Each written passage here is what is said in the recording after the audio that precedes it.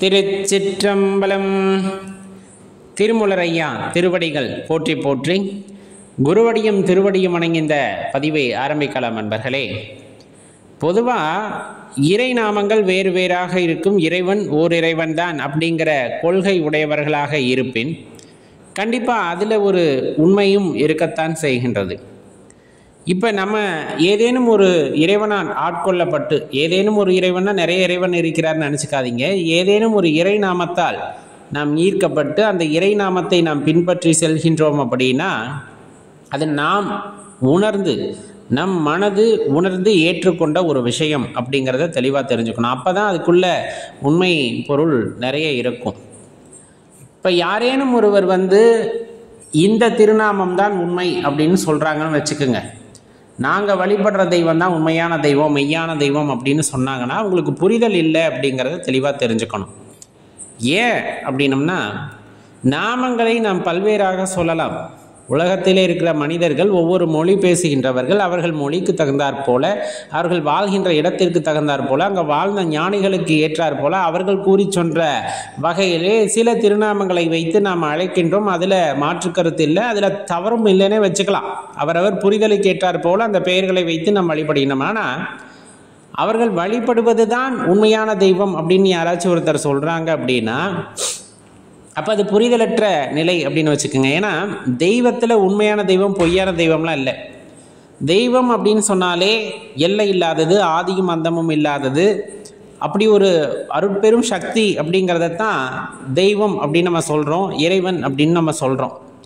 அப்போ ஒருவர் சொல்லி இவர்தான் இந்த நாமம்தான் அப்படின்னு சொல்லி நம்ம போய் வழிபாடு செய்கிறோம் அப்படின்னா அதில் ஒரு பிடிப்பே இருக்காது. எப்போவுமே அந்த தெய்வம் தான் உண்மையான தெய்வம்னு சொல்கிறாங்க, வழிபட்டு பார்க்கலாம் அப்படின்னு மனசு தோணும். கொஞ்ச நாளைக்கு அப்புறம் நம்ம முன்னாடி சாமி கும்பிட்டுக்கிட்டு இருந்தோமே அப்போ கூட நல்லா இருந்தால் இப்போ ஏன்டா இவ்வளோ கஷ்டத்தை அனுபவிக்கிறோம் அப்படின்னு தோணும். அதுக்கப்புறம் இந்த தெய்வத்தை கும்பிட ஆரம்பித்ததுக்கப்புறம் தான் பல பிரச்சனைகளை நம்ம சந்திக்கிறோம் அப்படின்னு தோணும். இந்த மாதிரி அடுக்கடுக்காக தோணும். அப்போ அதுக்கு என்னதான் மாற்று கருத்து அப்படின்னு பார்த்தோன்னா, ஆழ்மனது சொல்லும், ஒரு திருநாமம் நம்மை ஆட்கொள்ளும். அந்த திருநாமம் எதுவோ அதை பிடித்து போகலாம். நம்ம வீட்டுக்கு போகிறதுக்கு ஒரு வழி தான் இருக்கும் அப்படின்னு சொல்ல முடியாது, பல வழிகள் இருக்கும். அதில் நமக்கு எது பழக்கப்பட்ட வழியோ அதை பின்பற்றி போகும் பொழுது அந்த வீட்டுக்கு போய் சேர முடியும். நம்ம ஒரு ஊருக்கு போகிறதா இருந்தாலும் 4-5 வழி இருக்கும், சாதாரணமாக ஒரு ஊருக்குள்ளே போகிறதுக்கே. அப்போ இறைவனை அடைவதற்கு ஒரே ஒரு வழி தான் இருக்குமா அப்படின்னா கிடையாது. அவரவர் பக்குவ நிலைக்கு ஏற்றார் போல, அவரவர் எவ்வாறு புரிந்து கொள்கிறாரோ அந்த புரிதலுக்கு ஏற்றார் போல இறைவன் பல வழிகளையும் ஏற்படுத்தி வைத்திருப்பார். இப்போ எல்லாருமே அவருடைய குழந்தைகள் தானே. அந்த குழந்தைகள் எவ்வாறு வந்து சேர வேண்டும் என்று அவர் நினைக்கிறாரோ அந்த வகையை அவர்களுக்கு கொடுத்திருப்பார். அப்போ நம்ம மனசு ஒரு விஷயத்தால் ஆட்கொள்ளப்பட்டிருக்கும், ஒரு விஷயத்தின் மீது அசைக்க முடியாத நம்பிக்கை ஏற்படுத்தி இருக்கிறது. அப்படிங்கும் போது அதை பிடித்து கொண்டு நாம் செல்ல வேண்டும். அதுதான் இந்த இடத்துல ரொம்ப முக்கியமான விஷயம்.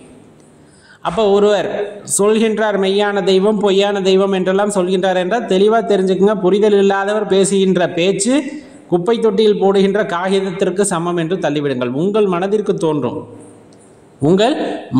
தோன்றும், உங்கள் மனது யாரால் ஆட்கொள்ளப்பட்டதோ அவரை இறுக பற்றி கொள்ளுங்கள். அது எந்த தெய்வ திருநாமமாக இருந்தாலும் சரி. அடியேன் திரும்பி கூறுவது, நாமங்கள் வேறு வேறே தவிர அந்த இறை சக்தி ஒன்று தான். அப்போ அந்த திருநாமத்தை பிடிச்சுக்கிட்டு அந்த திருநாமத்தை எப்படி வழிபடணும்னு நீங்கள் நினைக்கிறீங்களோ உங்கள் மனசு சொல்கின்ற வகையிலே வழிபடுங்கள். அந்த மனசு சுத்தமாக இருக்கணும். இந்த பூஜை நம்ம செய்கிறோம் திருப்தியாக இருக்குன்னு அந்த மனசு நினச்சிருச்சு அப்படின்னா அது இறைவனை சென்று அடையும். அதில் மாற்றுக்கருத்தையே கொள்ள வேண்டாம். தெளிவாக தெரிஞ்சுக்குங்க, தேவர்களே பல ஆயிரம் திருநாமங்களை சொல்லி இறைவனை வழிபடுவார்களாம். சொல்கிறாங்க இல்லையா, 1000 திருநாமங்கள் 1000 போற்றி மந்திரங்கள் சொல்லும்போது ஒவ்வொன்றும் திருநாமம். அப்போ ஒவ்வொன்றும் தனித்தனி இறைவனாக கிடையாது. ஓர் இறைவனுக்கு அத்தனை திருநாமங்கள் தேவர்களே வைத்து வழிபடுகிறார்கள். அப்போ தெரிஞ்சுக்குங்க, நம்ம பூலோகத்தில் இருக்கக்கூடிய பூமியில் இருக்கக்கூடியவங்க பல பெயர்களை சொல்லி நாம் கும்பிட்டாலும் அது எங்கு தான் சென்றடைகிறதுனா அந்த இறைவனைத்தான் சென்றடைகிறது அப்படிங்கிறத தெரிஞ்சுக்கணும். ஓர் இறைவன் அப்படிங்கிற அந்த விஷயத்தில் எந்த குழப்பமும் நீங்கள் கொள்ள வேண்டாம். ஏன்னா இறைவன் அப்படிங்கிறவர் அருட்பெரும் சக்தி அப்படின்னு சொல்லக்கூடியவர். அப்படிப்பட்டவர் தன்னை ஒருத்தருக்கு புரிய வைக்க நினைப்பாரானா கிடையாது. இந்த ஆன்மா அடைந்த பக்குவத்திற்கு ஏற்றார் போல அந்த இறைவனை அது உணர்ந்து கொள்ளும். அந்த இறைவனை உணர்ந்து கொள்ளும். அதன் வாயிலாக அது அடுத்தடுத்த படிநிலையை நோக்கி பயணிக்கின்ற அந்த வாய்ப்பை பெறுவதற்கு இயங்கும் அப்படின்னா அதில் மாற்று கருத்தே இல்லை. இறைவா அப்படின்னு ஒரு ஆலயத்திலிருந்து நம்ம சப்தமாக கூப்பிட்றோன்னா என்ன காரணமாக இருக்கும்? மனசில் ஒரு வலி அல்லது மிகைப்படியான ஒரு சந்தோஷம், மிகையான ஒரு சந்தோஷமானது மனதில் இருக்கிறதுனாலும் உறக்க சப்தமாக இறைவா அப்படின்னு கூப்பிடுவோம். இல்லை தாங்க முடியாத வலி ஏற்பட்டாலும் இறைவா அப்படின்னு சத்தமாக கூப்பிடுவோம். எந்த நேரத்துலையும் இறைவனை அவ்வளோ சப்தமாக கூப்பிட்றதில்லை இப்போ இருக்கவங்க. ஆனால் மனசில் இந்த வஞ்சகமெல்லாம் இல்லை, வஞ்சகம்னு இல்லை, எந்த சூதுவாது இல்லை, பொறாமை இல்லை, இந்த மாதிரி எந்த குணங்களும் தீய குணங்கள் எதுவுமே இல்லை. உண்மையான அன்பு மட்டும்தான் இறைவனின் மீது இருக்குது. அப்படிங்கும்போது இறைவனை பார்க்கும் பொழுதே சப்தமாக தான் பேச தோணும், மனசுக்குள்ளேலாம் பேச தோணாது. யார்கிட்ட பேசுகிறோம்? நம்ம இறைவன்கிட்ட தானே, நம்ம அப்பாட்ட தானே, நம்ம நண்பன்கிட்ட தானே அப்படிங்கிற அந்த ஒரு உரிமையோடு பேசத்தான் தோன்றும். எப்போவுமே நம்ம இறைவன்கிட்ட வேண்டிக்கிறது ஒன்றே ஒன்று தான், அவரை உணர்ந்துக்கவே முடியலை, அதுதான் உண்மை அப்படிங்கிற மாதிரி இருக்கும் இல்லையா? நானும் எவ்வளோ முயற்சி செஞ்சுட்டேன், யாரோ சொல்லிட்டாங்க, எல்லாத்தையும் கேட்டு பார்த்துட்டேன், என்னால் உணரவே முடியலைன்னா இங்கே என்ன பிரச்சனையாகிடுதுன்னா, நம்ம இப்படித்தான் உணரணும் அப்படிங்கிறத மனசுக்குள்ளே ஏற்றி வச்சுக்கிறோம். அதுதான் இங்கே பிரச்சனை. ஏன்னா நிறைய சொல்கிறாங்களா, ஜோதி வடிவில் காணலாம், உள்ளே இப்படி தெரியும் அப்படி தெரியும் அப்படின்னு நிறைய சொல்கிறாங்களா, அந்த மாதிரி நம்ம ஒரு உருவகப்படுத்திக்கிறோம். இப்படித்தான் இறைவன் எனக்கு தோற்றம் அளிக்கணும் அப்படின்னு நம்மளாக உருவகப்படுத்திக்கிறதன் பொருட்டு அவர் உண்மையான வடிவில் வந்தாலும் அதை ஏற்றுக்கொள்ளக்கூடிய மனப்பக்குவத்தில் நாம் இருப்பதில்லை. அதுதான் இங்கே பிரச்சனையே. நிறைய பேர் கேட்பதற்கான பதிலும் அதுதான். இறைவனை உணரவில்லை, இறைவன் எவ்வாறு இருப்பார் என்று எனக்கு தெரியாது, பிறர் சொல்ல கேட்டிருக்கின்றேன், அந்த வாயிலாக இப்படி இருக்க வேண்டும் என்று நினைக்கின்றேன் அப்படிங்கிற ஒரே ஒரு காரணத்தின் பொருட்டுத்தான் இறைவன் உண்மையாக நமக்கு காட்சி தந்தாலும், இறைவன் தன் இருப்பை உங்களுக்கு உணர்த்தினாலும் அதை ஏற்றுக்கொள்ள நம் மனம் மறுக்கிறது அப்படிங்கிறத தெளிவாக தெரிஞ்சுக்கோங்க. அது ரொம்ப முக்கியமான விஷயம். இந்த ஒரு உண்மை தெரிஞ்சிருச்சு அப்படின்னா என்ன நடக்குதுன்னு கவனிக்க மட்டும்தான் தோணுமே தவிர இப்படி வரணும், இப்படி இருக்கணும், இப்படி காட்சி தரணும்லாம் மனசு நினைக்காது. அது நினைக்கவும் கூடாது, அது தவறு. உங்களுக்கு அவர் எப்படி காட்சி தர வேண்டும் என்று இருக்கிறதோ அவ்வாறே காட்சி தருவார். ஒரு சிலர் சொல்லுவாங்க, எனக்கு இந்த வடிவத்தில் பார்த்தேன், இந்த மாதிரி ஒரு ஜோதியாக கண்ணை, இந்த மாதிரி சொல்கிறாங்கன்னா அது எல்லாம் அவரவர்களுக்கு வாய்த்தது. இறைவனை நினைத்து தியானிக்கும் பொழுது இறைவன் எந்த வடிவத்தில் அவர்களுக்கு காட்சி கொடுக்க வேண்டும் என்று இருந்தாரோ அப்படி காட்சி கொடுத்தார். அதுவே உங்களுக்கும் ஆக வேண்டும் என்ற அவசியம் இல்லையே. அப்போ அமைதியாக இறைவன் மீது பாரத்தை போட்டுவிட்டு அந்த தியானத்தில் ஆழ்ந்திருங்கள். அதுதான் ரொம்ப முக்கியமான விஷயம். எதுவுமே தெரியாமல் சுற்றிக்கிட்டு இருந்தோம், உண்மைதானுங்களே, எதுவுமே தெரியாது, இறைவன்னா என்னன்னு தெரியாது, சும்மா காடு மேடுன்னு சுற்றிக்கிட்டு இருந்தோம், கண்ணா பின்னான்னு சுற்றிக்கிட்டு இருந்தோம், இருக்கிற எல்லா கெட்ட பழக்கமும் இருந்துச்சு. ஏன்னா சொல்கிறதுக்கு ஆள் இல்லை, நல்ல பழக்க வழக்கங்களை சொல்லி கொடுத்தது நீ தான், இப்படிலாம் போகக்கூடாது, இப்படிலாம் இருக்கணும் அப்படின்னு வழி நடத்தியது நீ தான் ஒரு காலகட்டத்தில். அதுக்கப்புறமா பல காலகட்டங்களில் எப்படி இறைவனை உணர வேண்டும் அப்படிங்கிறது பல பெரியோர்களின் பேச்சின் வாயிலாக, பல அறிஞர்களின் சொற்பொழிவின் காரணமாக ஆங்காங்கே சில தகவல்களை நமக்கு கிடைக்க செய்திருப்பார் இறைவன். அது எல்லாமே அவரோட மகிமை தான், எல்லாமே ஒருத்தட்ட இருந்து கிடச்சிடாது. பல ஞானிகள் பல மகான்களின் பேச்சுகளை கேட்கும் பொழுது எல்லா இடத்துலேருந்தும் உங்களுக்கு தேவையான ஒரு வார்த்தை கிடைக்கக்கூடும். அந்த வார்த்தையெல்லாம் கோர்த்து வைத்து பார்க்கும் பொழுது அதிலிருந்து உங்களுக்கான அந்த தகவல் அப்படிங்கிறது கிடைக்கும். அதனால தான் பொறுமையாக யார் பேசினாலும் சரி அமைதியாக காது கொடுத்து கேளுங்க அப்படின்னு சொல்கிறது. பணம் பொருள் அப்படிங்கிறதுக்கெல்லாம் போகாதீங்க, பணத்தை கொட்டுனா தான் இறைவன் வருவார், எல்லாத்தையும் தூக்கி எறிஞ்சால் தான் இறைவன் வருவார், அப்படியெல்லாம் ஒன்றும் கிடையாது. நீ உண்மையாலுமே இறைவனை நேசிக்கிற அப்படின்னா இறைவன் உன்னிடம் இருப்பார். இறைவன் இருக்கிறார் நம்பி உறுதியாக இருக்கிறோம், அதே பிடிவாதமாக இருக்கும், அவரை விடுறதே இல்லை அப்படிங்கும்போது கண்டிப்பாக இறைவன் இருப்பை நம்மால் உணர்ந்து கொள்ள முடியும். அப்போ இதுக்கு முன்னாடி எனக்கு எதுவுமே தெரியாமல் தான் நம்ம சுற்றிக்கிட்டு இருந்தோம். பிறந்ததுலேருந்து இந்நாள் வரலும் வழிகாட்ட யாரும் இல்லை, கடவுள்னா இப்படி அப்படின்னு எதுவுமே தெரியாது, நம்ம பாட்டு சுற்றிக்கிட்டு இருந்தோம். திடீர்னு இறைவன் ஆட்கொண்டார் அல்லவா, அது அவர் நினைத்ததுனால தானே நடந்தது, நீங்கள் நினைத்தனால் நடந்ததா? கிடையவே கிடையாது. இந்த காலகட்டத்தில் உன்னை ஆட்கொள்ள வேண்டும், உனக்கு உண்மையை உணர வைக்க வேண்டும் என்று இறைவன் நினைத்தார், அதை நடத்தி காட்டினார். தன்னைத்தானே அவர் அறிவித்தும் கொண்டார் உனக்குள். அதுதான் ரொம்ப முக்கியம். அதுக்கு மேலான வீட்டுலக இன்பம் அப்படிங்கிறது என்ன அப்படிங்கிறது பிறர் வாயிலாக அறிவித்தார்.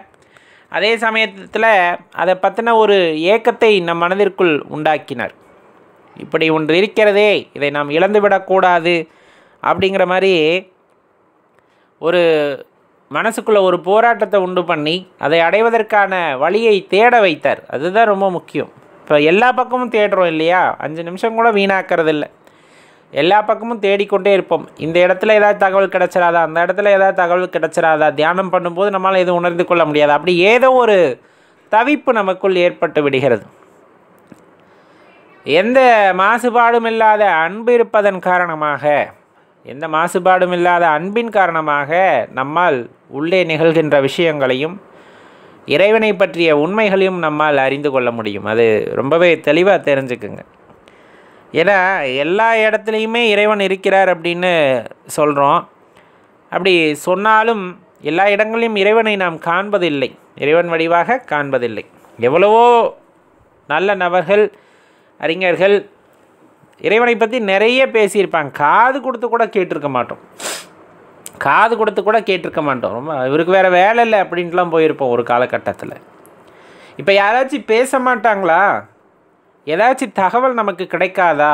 இறைவனை பற்றிய தகவல் கிடைக்காதா? அவரை எப்படி உணர வேண்டும் என்று யாரும் சொல்லி கொடுக்க மாட்டார்களா அப்படின்னு மனசு ஏங்குது. ஒரு குறிப்பிட்ட அளவுக்கு மேலே அந்த ஏக்கம் அப்படிங்கிறது இறைவனாலே கூட பொறுத்து கொள்ள முடியாது. அந்த காலகட்டத்தில் தான் உங்களுக்கான வழியை அவர் காட்டுவார்.